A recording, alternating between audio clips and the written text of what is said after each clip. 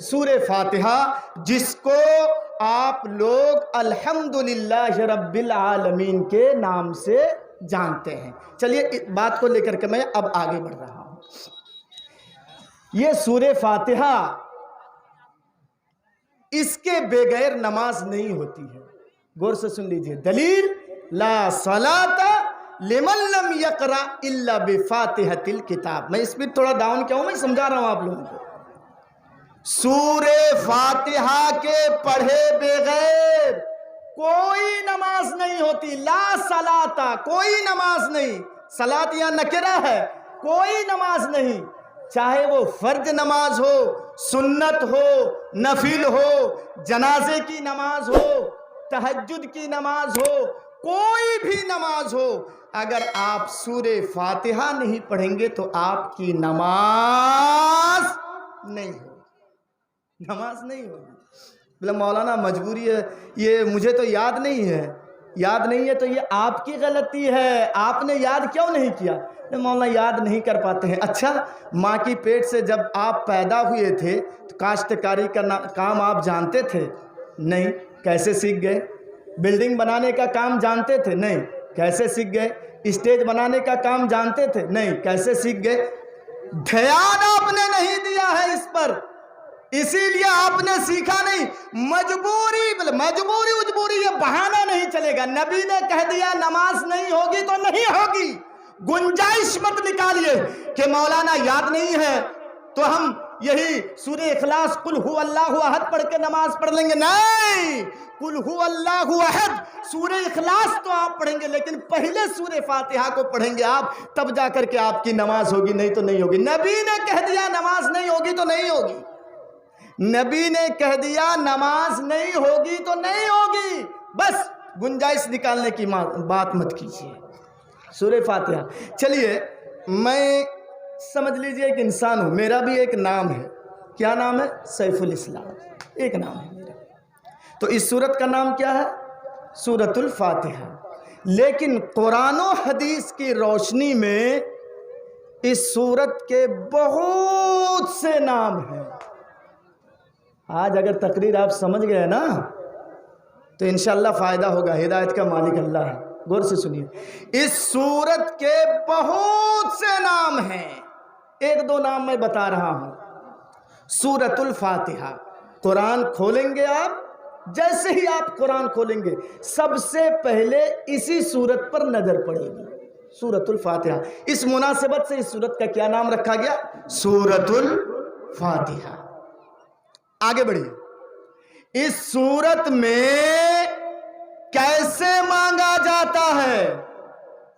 ہم آپ سے 2000 روپے ادھار لیں گے، مجھے ضرورت ہے، ابھی میرے پاس پیسے نہیں ہیں، میں آپ سے ادھار لوں گا، تو مانگنے کا طریقہ سکھایا گیا ہے، مانگنے کا طریقہ سکھایا گیا ہے۔ یہاں دعا ہے، اس لیے اس سورت کا ایک نام سورۃ الدعا بھی ہے۔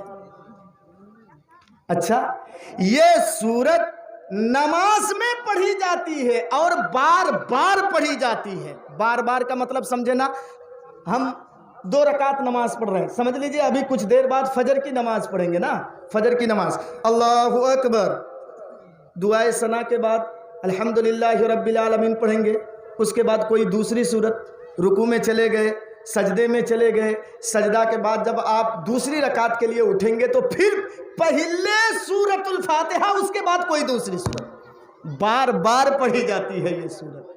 پہلے سورۃ الفاتحہ، پہلے الحمدللہ رب العالمین، اس کے بعد کوئی دوسری سورت پڑھیں گے۔ تو اس سورت کا ایک نام سورۃ الصلاۃ بھی ہے، یعنی نماز میں پڑھی جانے والی سورت، سورۃ الصلاۃ۔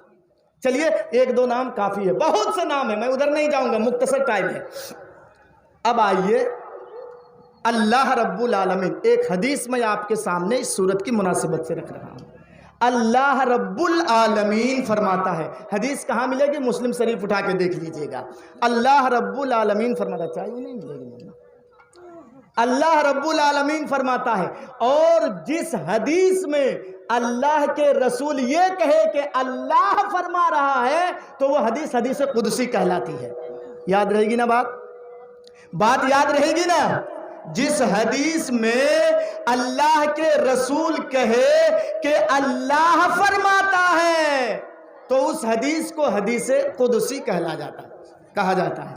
سنیے آپ اللہ کیا فرماتا ہے؟ قسمت الصلاۃ بینا و بین عبدی نصفین، میں نے نماز کو میرے اور میرے بندوں کے درمیان آدھا آدھا بانٹ دیا ہے. کون کہہ رہا ہے؟ اللہ کہہ رہا ہے. غور سے سنیے، کس کو بانٹا ہے؟ نماز کو. میں نے نماز کو میرے اور میرے بندوں کے درمیان آدھا آدھا بانٹ دیا ہے. ارے اللہ نماز کہہ کس کو رہا ہے؟ رکوع کو؟ سجدہ کو؟ ہاں بیٹھنے کو؟ نہیں، نماز کس کو کہہ رہا اللہ؟ سورۃ الفاتحہ کو، الحمدللہ رب العالمین کو کہہ رہا اللہ. اور کیا کہہ رہا؟ میں نے آدھا آدھا بانٹ دیا ہے، آدھا میرے لیے اور آدھا بندے کے لیے. ایک چیز بھول گیا میں بتا دوں، اس کے اندر 7 آیتیں ہیں. کتنی آیتیں؟ 7. اب یاد رکھیے. اور اللہ کہہ رہا ہے میں نے آدھا آدھا بانٹ دیا ہے، آدھا میرے لیے آدھا بندہ کے لیے. کیسے؟ چلیے میں حدیث پڑھتا جا رہا ہوں، آپ لوگ غور کیجیے گا. اذا قال العبد الحمد للہ رب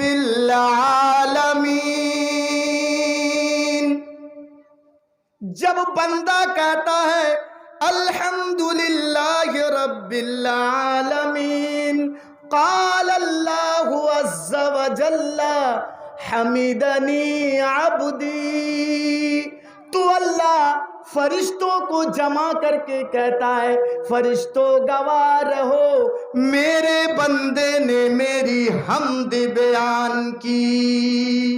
اللہ جواب دے دیا. ہاں جیسے ہی بندہ کہتا ہے الحمدللہ رب العالمین، اللہ کہتا ہے حمدنی عبدی، میرے بندے نے میری حمد بیان کی. اچھا اس کے بعد چلیے، ایک ہو گیا نا.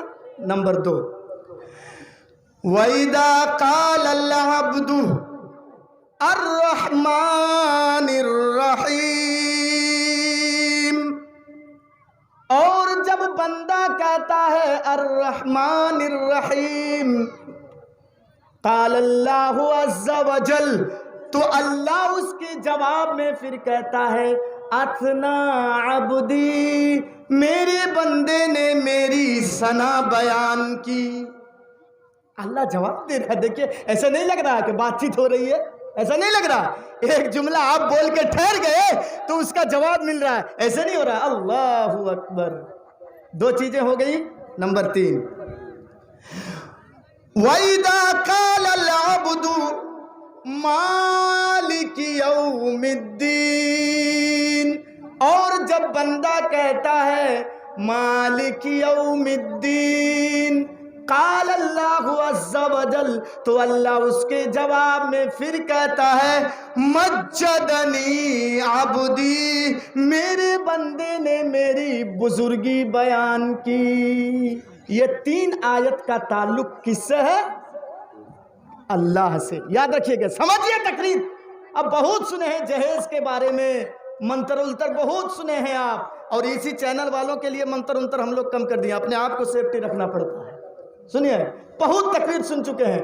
آج جو قرآن کی سب سے پہلی سورت ہے اسی کے بارے میں کچھ سن لیجئے. میں بیٹھ کے سوچ رہا تھا جیسے آپ لوگ ٹائم پیچھے ہٹاتے جا رہے ہیں، میں موڈ بناتے جا رہا ہوں کہ کیا سناؤں آپ لوگوں کو. سنیے تو ان 3 آیت کا تعلق کس سے ہے؟ اللہ سے، اوپر والے سے. اچھا بیچ میں آئیے، ایاک نعبد و ایاک نستعین، یہ بیچ میں ایک آیت چھوڑ دیجئے. اس میں بعد میں آ رہا ہوں، یہ کس کے لیے ہے یہ میں بعد میں آ رہا ہوں. اب آئیے، اہدنا الصراط المستقیم، اے اللہ تو مجھے سیدھا راستہ دکھلا. یہ کون مانگ رہا ہے؟ کون مانگ رہا ہے؟ یہ بندہ. سیدھا راستہ دکھلا.